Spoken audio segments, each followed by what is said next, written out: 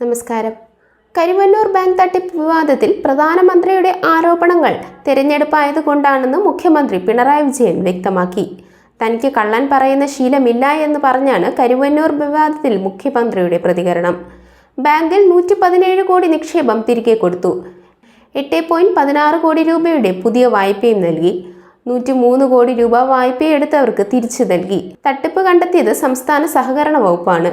കുറ്റക്കാർക്കെതിരെ വിട്ടുവീഴ്ചയില്ലാതെ നടപടി സ്വീകരിച്ചതും സംസ്ഥാന സർക്കാരാണ്.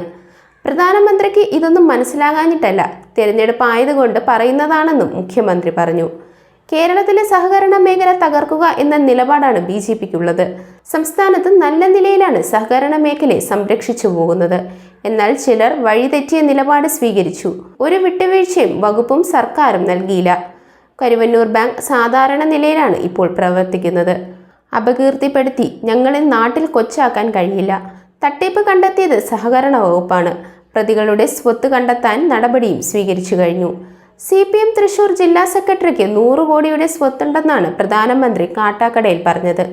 എന്ത് പരിഹാസ്യമായ നിലപാടാണ് പ്രധാനമന്ത്രിയുടേതെന്ന് വിമർശിച്ച് മുഖ്യമന്ത്രി പാർട്ടിയുടെ അക്കൗണ്ട് മരവിപ്പിച്ചത് കൊണ്ടാണെന്നും തെരഞ്ഞെടുപ്പിൽ പിന്നാക്കം പോവില്ല എന്നും പറഞ്ഞു.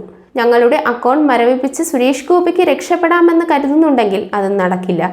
ഞങ്ങളുടെ കയ്യിൽ പണമില്ല എങ്കിൽ ജനം പണം നൽകുമെന്നാണ് മുഖ്യമന്ത്രി പറഞ്ഞത്. CPMന്റെ ജില്ലാ committee office income tax file ചെയ്യുന്നില്ല എന്ന് പറയുന്നത് ശരിയല്ല. ED, CBI, ആദായ നികുതി വിഭാഗങ്ങളുടെ പ്രവർത്തനം പ്രത്യേക ഉദ്ദേശ്യത്തോടെയാണെന്ന് കേന്ദ്രത്തിന്റെ നിർദ്ദേശപ്രകാരമാണ് ഇവർ പ്രവർത്തിക്കുന്നതെന്നും മുഖ്യമന്ത്രി പറഞ്ഞു. BJP ഇതര കക്ഷികൾക്കെതിരെ എന്ത് ചെയ്യാമെന്ന് ഗവേഷണം നടത്തുകയാണ്.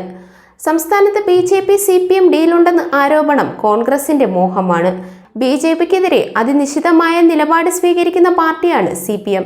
കേന്ദ്ര ഏജൻസികൾ എന്താണ് കാണിക്കുന്നതെന്ന് കണ്ടുകൊണ്ടിരിക്കുന്നതാണ്. KK ശൈലജ അടക്കം എല്ലാ ഇടത് സ്ഥാനാർത്ഥികൾക്കുമെതിരെ സൈബർ ആക്രമണം നടത്തുന്നുണ്ട്. അത് കോൺഗ്രസിന്റെ ശൈലിയാണ്. വർഗീയതയുമായി ചേരാൻ ഒരു തരത്തിലും കോൺഗ്രസ് മടി കാണിക്കുന്നില്ല എന്നും അദ്ദേഹം കൂട്ടിച്ചേർത്തു.